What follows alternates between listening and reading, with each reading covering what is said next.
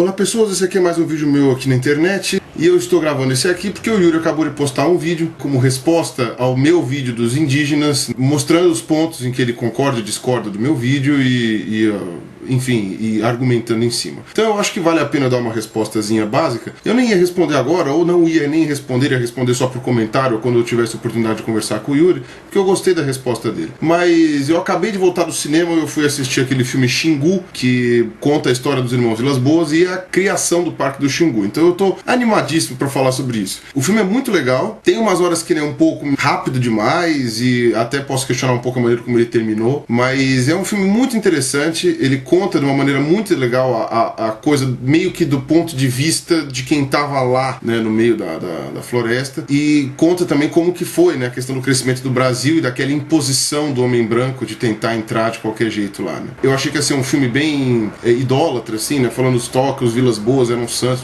e não, eles comentam as cagadas que os Vilas Boas cometeram, talvez não todas, mas pelo menos algumas, mostram um pouco da questão psicológica deles, tá? É muito legal, vale a pena ver o filme, tá? Logo mais vai ter aí no YouTube pra baixar, ou se vocês puderem comprar ou ir no cinema ver, vale a pena, porque é um filme que é interessante e é bom ter, mesmo que você não goste do filme como uma obra cinematográfica, você vai gostar pelo menos pra saber a história daquela região e como aquilo aconteceu. Bom, então sem mais delongas, vou falar rapidamente aqui os argumentos do Yuri.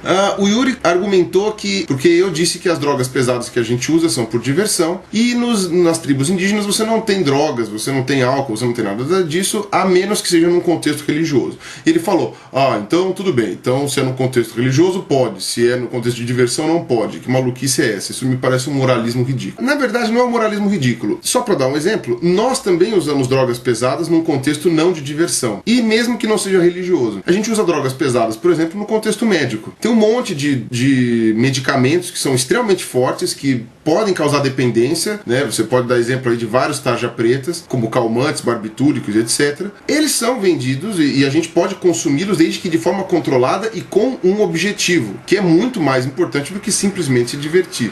É claro que para o indígena, que tem aquela cultura e a religião dele lá, né, você usar uma determinada droga, você tomar um cauinho, alguma coisa assim, tem o intuito de aproximar você da divindade, ou de fazer você sentir alguma proximidade com, sei lá, os espíritos, coisas assim. Para mim não faz sentido, e pro Yuri também não faz, porque nós somos ateus. Então não faz sentido a gente achar que essa droga vai aproximar alguém de alguma coisa. Mas quando você coloca dentro do contexto religioso, isso é pro índio talvez tão relevante quanto um barbitúrico, ou quanto um remédio para depressão, ou alguma coisa que a gente precisa tomar que seja uma droga pesada e com receita controlada, né? E que dá algum barato, porque tem algumas que dão barato. Então, nesse sentido, não é um moralismo, é dizer que efetivamente é uma questão de motivo fútil. Você mesmo argumentou no seu vídeo que você tem uma diferença entre você tomar a terra do índio por motivo fútil ou você tomar a terra do índio por um motivo de crescimento econômico ou de necessidade especial. Então também tem uma diferença muito grande entre você tomar uma cerveja porque você está se divertindo e tomar uma cerveja porque isso tem algum contexto, porque vai te ajudar de alguma maneira de saúde ou sei lá o que, de algo religioso que eu não entendo e você também não. Então, não sei, eu não entendi isso daí como moralismo. Eu acho que eu só pequei em não explicar melhor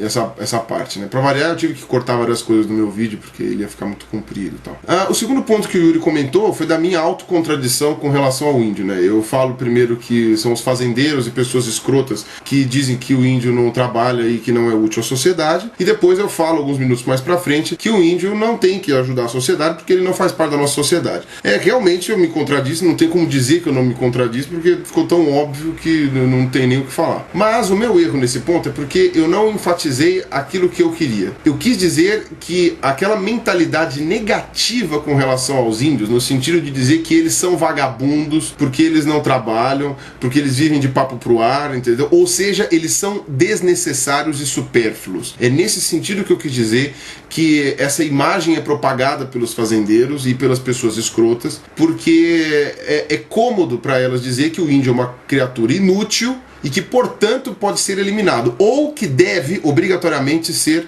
introduzido na nossa sociedade, entendeu? Então foi nesse sentido que eu quis dizer, que eu quis separar, entendeu? De que o que o índio tem o dever de fazer e o que nós propagamos como o dever que o índio deveria ter, entendeu? Foi mais ou menos nesse sentido que eu quis argumentar. Eu não sei se eu deixei claro, mas eu admito que eu me contradisse, mas é que o meu intuito foi outro.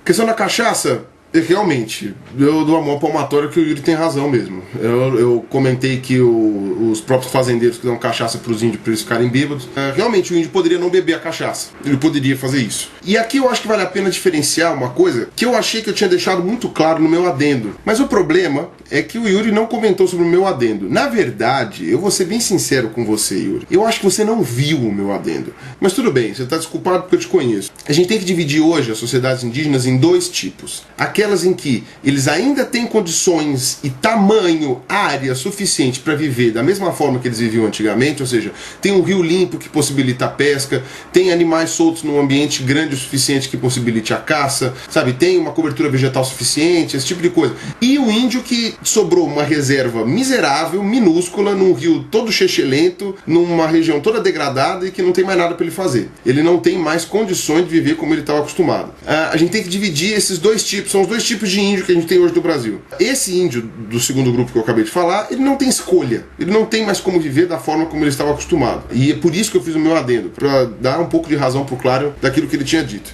Boa parte desses índios que não tem mais espaço, não tem mais condições de criar suas famílias, são os índios que se entregam para cachaça. E são os índios que se suicidam também, né, que ficou conhecido agora com essa história dos Guarani Kaiowá. Então talvez haja até um contexto psicológico aí para o índio se embebedar. A gente não sabe. Outro aspecto que ele falou foi o aspecto da evangelização dos índios, que eu comentei que isso é ruim porque você mina a base da sociedade indígena. Porque a base da sociedade indígena é a que une o índio ao solo onde ele vive, é a que une o índio aos antepassados dele, é a que une o índio a uma cultura toda que ele tem e que faz o molde da sociedade comunitária. Se você mina a religião dos índios, você mina toda a sociedade deles. Então a maneira mais agressiva que a gente tem de acabar com os índios é convertendo eles para nosso tipo de religião. Então, Yuri, pode ser realmente que eu tenha pensado coisas, né? Falado, não, a tecnologia é boa, não tem problema, e eu, por ser ateu, não gostar de religião, né? Falar, não, então tá, então a religião é uma coisa ruim. E eu expliquei isso no meu segundo vídeo. Mas aí o Yuri falou um argumento realmente fantástico. O Yuri comentou que a tecnologia, ela realmente pode quebrar boa parte da cultura indígena.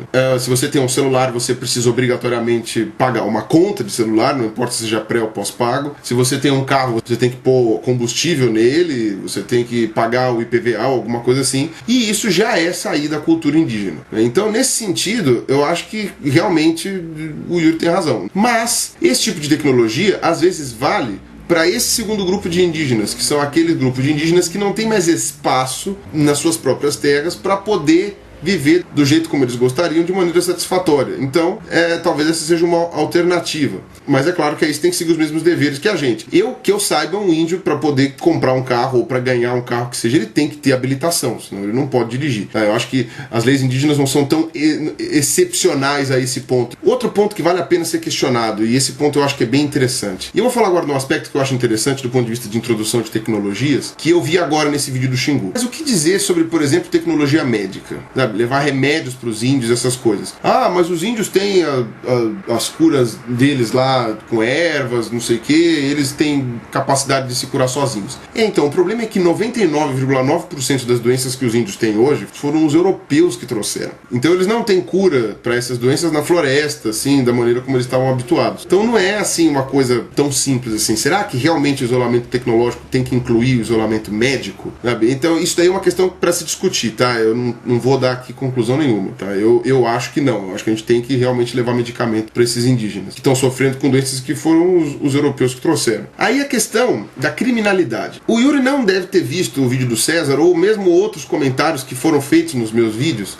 Até aí eu entendo porque eu corri atrás disso também. Mas do ponto de vista legal, você também separa os índios em dois grupos. Você tem os índios que já possuem noção da cultura ocidental, da cultura nossa, né? E aqueles índios que ainda não possuem essa noção. Esse grupo está cada vez menor, mas ele ainda existe, ele ainda é real. E se vocês forem ver o vídeo do Xingu, vocês vão ver que, assim, há 50 anos atrás, esse grupo aqui era a maioria. Era 50 anos atrás, a gente está falando de ontem. Meu pai era criança, por exemplo. Sabe, a gente está falando de prazos de tempo mensuráveis na nossa escala de vida. Ou seja, a ocupação do Mato Grosso, do Pará, do Amazonas e tal, foi muito recente. E por isso que esse choque foi tão violento, tão agressivo. Então, a lei indígena, ela separa muito bem isso daqui. Se o índio possui conhecimento da cultura brasileira entende o que é certo e errado na nossa lei, e ele comete um crime, por exemplo, um assassinato, ele é julgado dentro das nossas leis. Tá, da nossa maneira que a gente está acostumado. Se o índio não possui conhecimento sobre a nossa cultura, ele é inimputável, foi o termo que eu aprendi. Ele é inimputável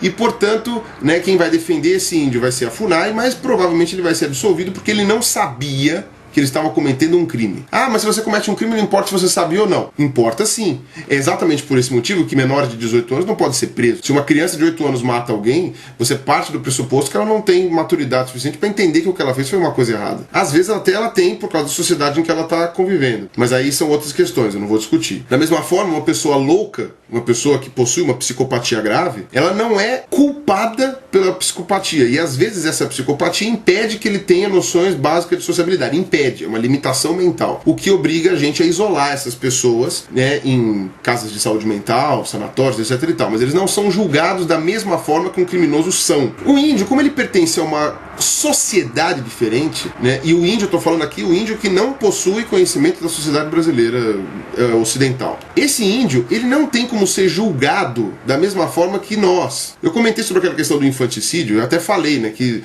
é coisa de 10% dos tribos brasileiras que fazem isso, ou seja, uma minoria. Eu comentei também que tinha sido aprovada a lei Muvagi, que era uma lei exatamente em defesa dessas crianças que eram assassinadas, tal, não sei o que. Não sei o que essa lei vai fazer, o que ela está fazendo, o que ela faz, entendeu? Eu sei que ela existe, tá? Eu deixei links lá no meu vídeo de adendo, que provavelmente o Yuri não viu. Ah, mas aí o Yuri vai falar, não interessa, são inocentes morrendo e isso é inegociável, isso tem que ser combatido de qualquer forma. Então eu vou dar um exemplo que talvez seja uma coisa que eu acho que vai ser interessante. Imagina, por exemplo, que um país vizinho nosso, sei lá, X, um país fictício, não sei, Valinor, X, né, invade o Brasil e toma conta do Brasil. Toma conta. Chega e fala assim, não, agora o Brasil é nosso, sabe, e não interessa as leis do Brasil, não sei o que, nós vamos ditar as nossas leis aqui. E eles determinam que comer carne é contra a lei. É proibido comer carne. Só que eles não avisam você. Eles simplesmente tomam conta do país e falam, ok, comer carne é proibido. Porque dentro da nossa ética, da ética dos dominadores, né,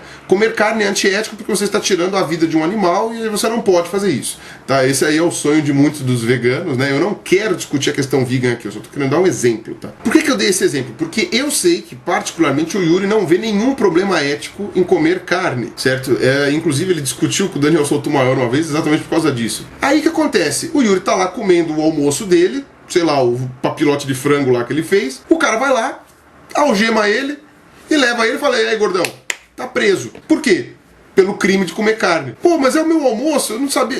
Tá dando pra pegar? Por isso que a lei separa muito bem. Os índios que possuem a cultura já misturada com a nossa, eles entendem muito bem o que está acontecendo e eles podem ser responsabilizados por o que eles estão fazendo. Um índio que está totalmente isolado, você vai falar pra ele, você vai prender ele pra colocar em que cadeia? Você vai misturar ele com beira-mar? Você vai misturar ele com traficante? Sabe? Um índio que não, às vezes não fala nem português e que mata a criança porque é a resolução de problemas que ele tem. Sabe? Porque a nossa ética é diferente. E eu discuti isso no meu adendo. Então, o que acontece? Esse ponto é um ponto muito delicado. E por isso que eu falo que não adianta você forçar, entrar lá com o exército e falar assim, ó, quem matou criança aqui vai preso e não sei o quê. Os caras vão ficar com aquela cara de bunda e vão falar, pô, mas eu tô sendo preso pelo quê? Ah, porque você matou a criança. Ué, mas não é isso que a gente faz? É isso que tem que fazer? Não, porque essa é a morte de um inocente. É a mesma coisa que um vegano fala. Não, não pode porque é a morte de um inocente. Você matou o porquinho, você matou o franguinho e você vai ser preso. Sabe, você entende a analogia que eu fiz, Yuri? Eu tenho certeza que você entendeu o que eu quis dizer. Não é tão simples. Por isso que eu falei, a gente não tem que ser conivente com essas práticas. Mas não adianta a gente chegar com o pé na porta, soco na cara, porque você vai prender pessoas que não vão nem saber por que foram presas. Por isso que eu falo que se existe alguma ação que possa ser feita, essa ação tem que ser feita aos poucos, através de antropólogos, através de humanistas, de funcionários da FUNAI, o caramba 4, entendeu? Porque você tem primeiro que mostrar para essas pessoas que dentro da ética do Brasil isso não funciona, para depois você realmente conseguir penalizá-los, porque senão não adianta. Bom, então eu acho que essas daí foram as minhas reflexões e fica por aí, né? De resto, eu gostei bastante da crítica do Yuri. Como o Yuri mesmo explicou, nós somos amigos há muito tempo, então eu não vou ficar bravo com ele por uma discordância. Parem de ficar fazendo guerrinhas aqui embaixo ou essas briguinhas de comentário. E bom, é isso aí e até a próxima. E falou, um abraço.